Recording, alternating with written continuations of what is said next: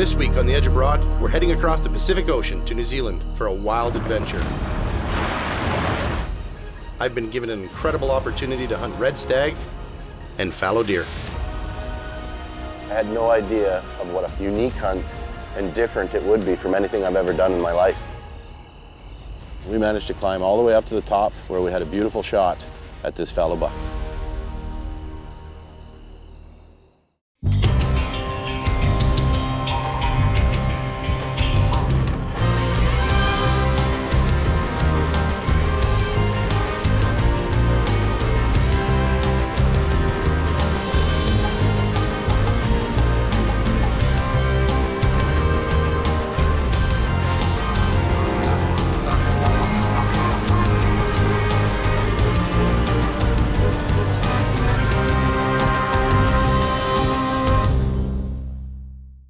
The Edge Abroad is brought to you by Browning, Vortex, Cabela's, Hornady, Jimbo's and Black Gold, Stealth Cam, Walker's Game Ear, Outdoor Edge, High Mountain Seasonings, Plano, Tenzing, Warren, Gold Tip Arrows, and Tactical Rifle. So I'm gonna be gone a couple of weeks, babe. You gonna be able to handle it? Yes, I'm gonna be able to handle it. I'm just gonna miss talking to you, that's all. Yeah, it's gonna be one heck of an adventure. I'm not looking forward to the flight, I can tell you that. 14 hours from Vancouver to Auckland, and then we still got a couple more flights after that, so it's gonna be a journey over the next 24, 25 hours here.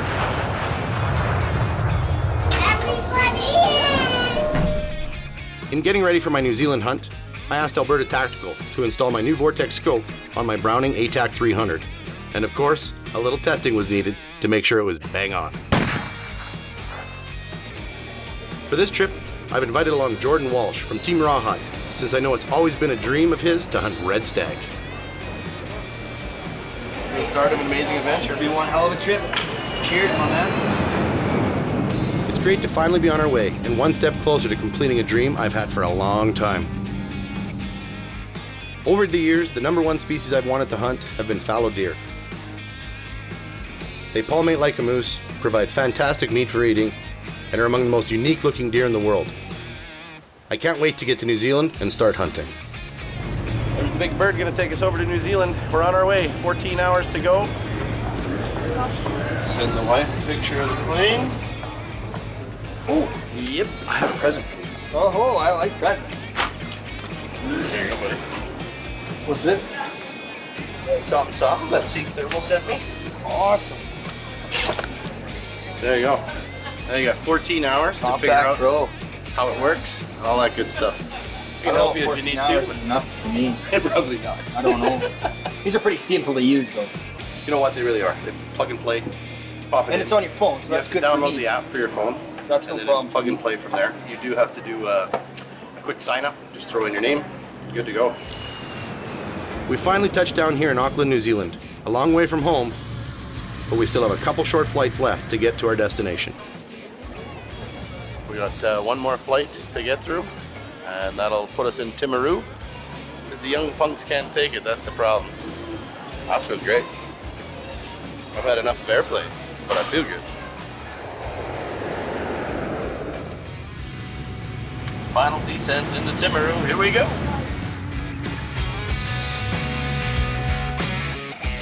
We made it. Timaru. Woohoo!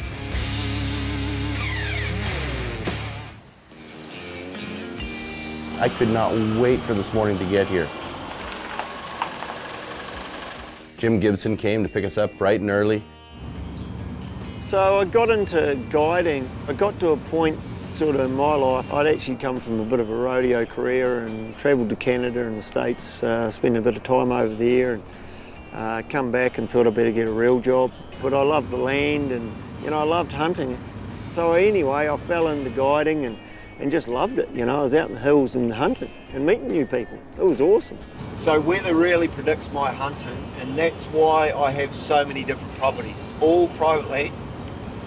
But I can change within the course of a day or a week. We can hunt on a lot of different properties because they're all within 40 minutes of the lodge. Jim brought us back to the lodge, allowed us to get settled in for the day. We got our stuff put away, got ourselves organized. Got a lot of bags. When you get here, I think the smartest thing to do is not just jump into it, is to get organized, get all your stuff ready, so that should things happen quickly, you're ready to go right off the hop. When Jim talked to me, he had asked me what's one of the #1 things that I'd like to go check out, and I said, you know what, I'd really like to see a fallow deer. So we went this afternoon and we met a landowner. We almost took out a harrier hawk, so that's our predator bird. We don't have predators like wolves, bears and stuff like that. So birds of prey, we've got hawks and native falcons, and then, wild pigs, and they're really our own predators. No snakes, no nothing, so. Thank gosh. Yeah, I know. There's a lot of thumbs up when I get, I don't do snakes. No, I do not do snakes. I've made the trek across the Pacific Ocean to New Zealand with Jordan Walsh from Rawhide to hunt red stag and fallow deer. We met up with our guide Jim Gibson and we're on our way to meet a local landowner. Jeff, this is Rick. Nice to meet you. Yep. And Jordan. We have a free-range fallow herd here. We've had a lot of other game animals over the years.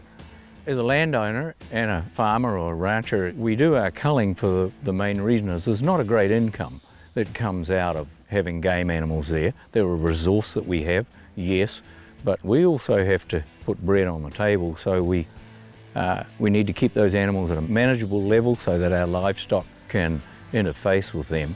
Many landholders have nurtured and improved through culling the management of those animals and the numbers of them that they have. You're going to see all different types of age groups. You're going to see quite a lot of animals. At this time of the year, they're very concentrated because they're in the rut. Fences that are there are livestock fences, not to keep the deer or the feral game in. They can trade within and out. So really, it's based on a feed resource. If we don't feed our animals well, they're going to go and live somewhere else. You can't ask for better scenery, eh? Like, this is neat.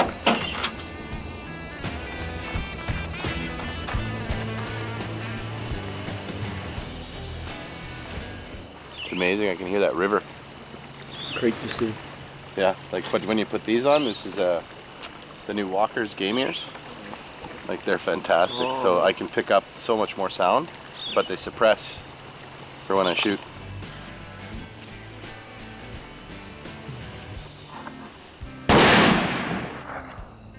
I'm gonna shoot the 4 just because Jordan missed.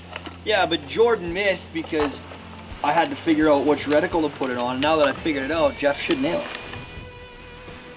Okay, we're going live.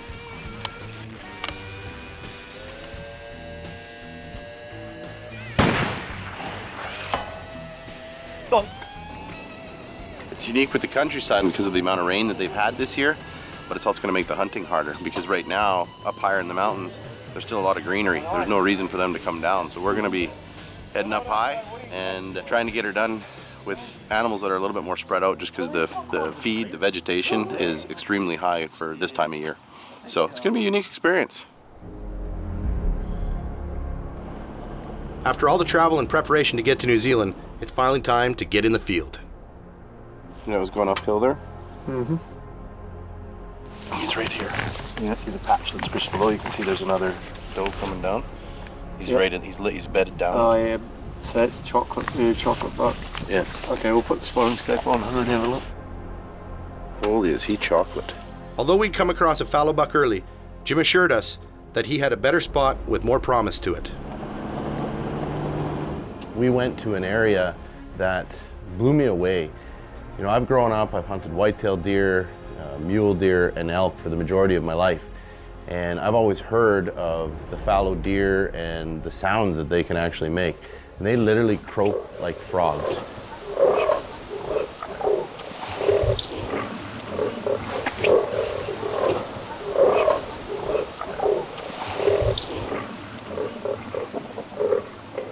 We're just gonna do a scout on these valleys. You can hear those, dude. You can hear them going crazy, man.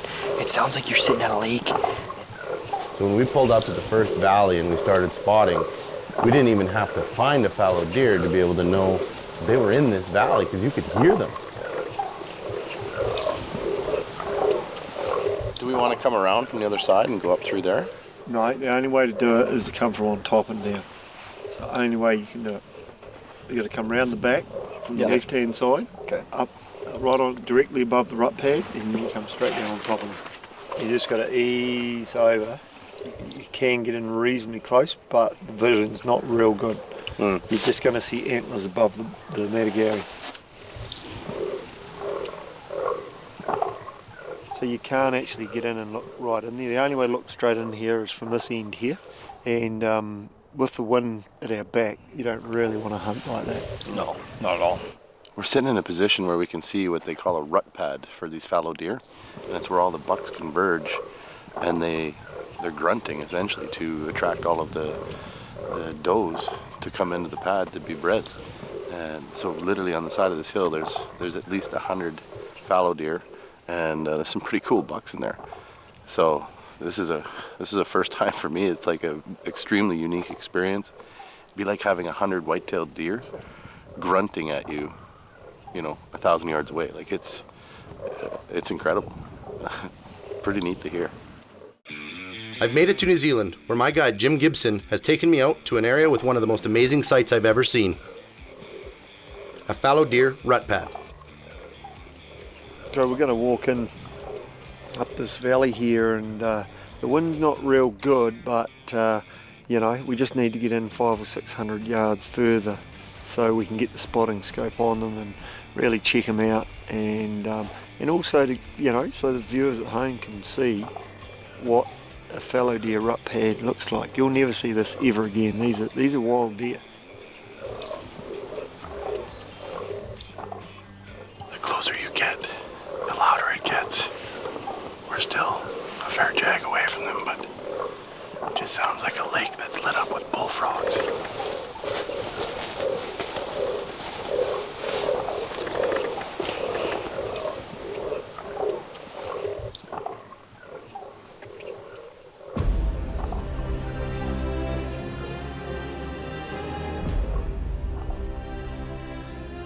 Rutting pads are basically like a whorehouse for the deer. The nice part for them is that the older gals will even bring in the young ones for them to make sure they know where to go.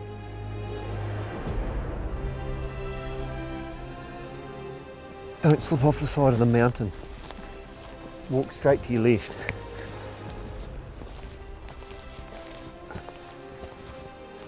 Although it was really cool to see so many fallows in one spot, we ended up unable to get close enough to put a stalk on any of the bucks near the pad. As you've seen, it's a lot easier to find a fallow buck when he's croaking. Yeah. When they stop croaking, you got to look under every patch of Matagari. They should ideally have 2 more weeks of croaking. We've gone around, we're doing a bunch of spotting right now. I mean, we've seen a ton of deer. We found a really cool buck that's up on the side of the hill. He's an older, mature buck. And we're just taking a look at him now, and we only got an hour of sunlight left. So we got to make a decision on whether we're going to make a play on him now or wait for tomorrow. He's a pretty nice buck actually. He's got age on him, which is really good. Curling brow tine. It's a good sign of age. He's got it's a pretty cool little finger up top too. So he's a good looking deer.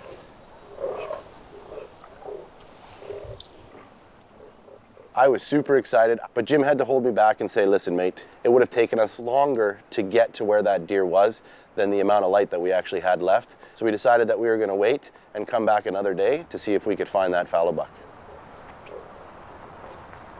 So it was absolutely crazy experience, something I have definitely never experienced before. What a day for day one. So we got up at the crack of dawn this morning. She's a little brisk this morning. Thought I could make her through, trying to be a manly man. But no, it's cold. Everybody thinks they're coming to New Zealand, it's gonna be warm here. Let me tell you, she's a little brisk. The intention this morning was to go after red stag, and we had a good tip from one of the local landowners. We got into a new area that we hadn't been into as of yet, which was some pretty high country. And Jim took us on some roads that, I'm going to be completely honest, were a little bit dicey in my books. Made me a little nervous. I don't like this. You know, the boys had a little fun and making fun of me because there was a couple points where I actually got out of the vehicle and walked. Something that I just couldn't get over this morning. The scenery that we got to see when we were up top, though, was absolutely phenomenal. It's a very different experience of the type of hills that we're used to. I've been to a lot of places throughout North America, and very few look anything like this.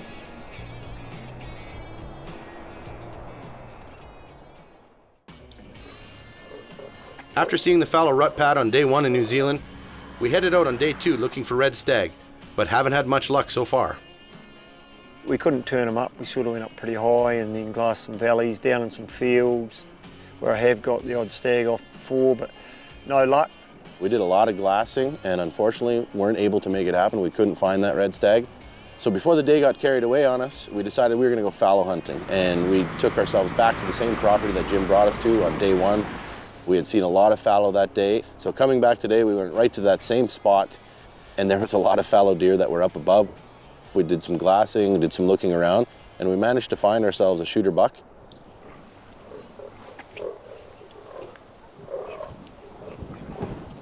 So we're just sitting here, we've just hiked up a hill, unheard of fallow, nice shooter buck.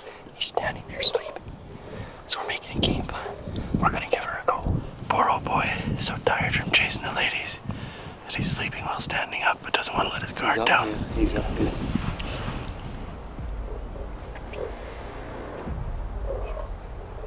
Pretty nice buck, you know, good old buck, and with the wind the way it was, I thought let's go and have a look at him. We moved our way up to the edge of the hill. We had to use kind of the hill and the wind to our advantage. We were very fortunate to have a wind that was blowing straight into our face, so none of our scent was being carried towards the rut pad, which is where this fallow buck was. We're just coming in. You can see there's a really nice scrape just below me here. This is fresh. This is from this morning. It's just started to dry out a little bit in the wind. So we're not far away now. He's a good buck. I think if we get the opportunity, we're gonna take him.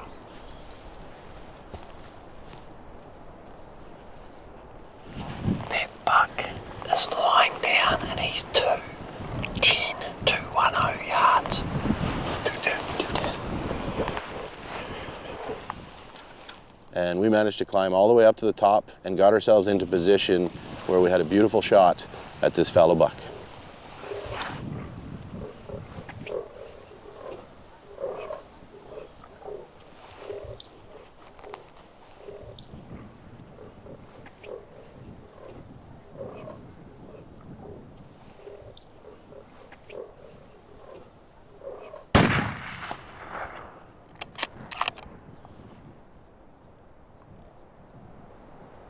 He's down, mate, he's down.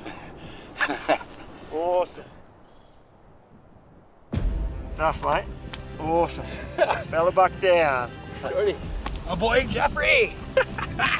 Breaking rates, buddy. Oh, you're on the other side of the hill yet. Yeah. Woo! That's awesome, man. What a shot, eh? I've hunted in a lot of situations, and I mean, obviously a lot in North America, a lot of white-tailed deer, mule deer. I've never seen anything like this where you've got all these bucks that are just fighting for attention, standing on a pad, beating the tar out of the side of a hill, and I mean, they just wait there. Girls Like, coming. wow.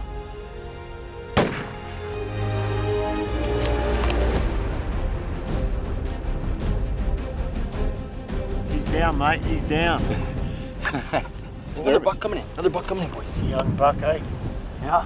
He'll have a go at that You think fella. he'll push this down? Yeah, he will. Here he comes down, look at this. He's going to get into that buck. Yep, right in the rut, man. They're mean, these fellows. It's good to get out on the hill and, you know, with Jeff and do some hunting and give each other a hard time. And I mean, that's what hunting's all about, isn't it? Having a good time and, you know, experiencing the scenery and good animals and shooting good old trophy animals. Jeff pulled off a great shot, just steamrolled that buck with that 300.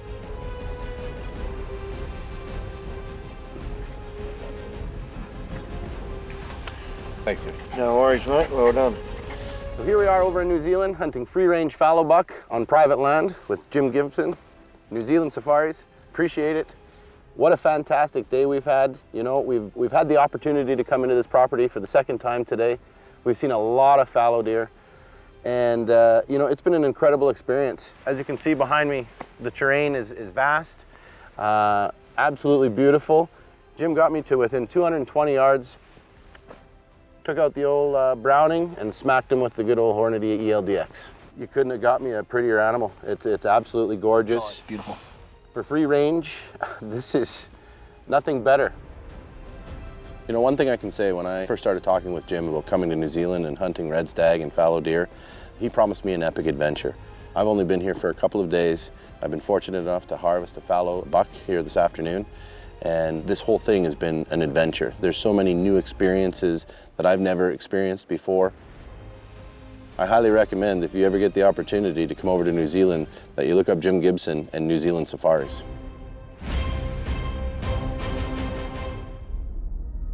Stay tuned next week for part 2 of the Edge of Broad, New Zealand Adventures.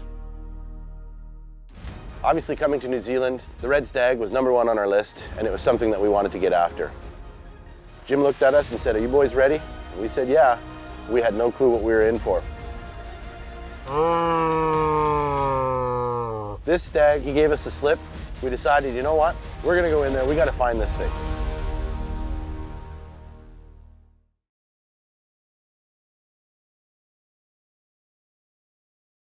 The Edge of Broad is brought to you by Browning, Vortex, Cabela's, Hornady, Jim Bows and Black Gold, Stealth Cam, Walker's Game Ear, Outdoor Edge, High Mountain Seasonings, Plano, Tenzing, Warren, Gold Tip Arrows, and Tactical Rifle. A lot of these trips are about the adventure, not just the kill, and that's going to be about this trip too. But I'm pretty sure I've put a lot more things down on the ground than you have in your lifetime. Hey, I'm also a lot younger, wiser, and better looking, so give me time. I'll catch up. Never float your boat, dude. Hey, if you want advice on how to shoot, you give me a call. Yeah, that's what I'm doing. Not until then. Okay.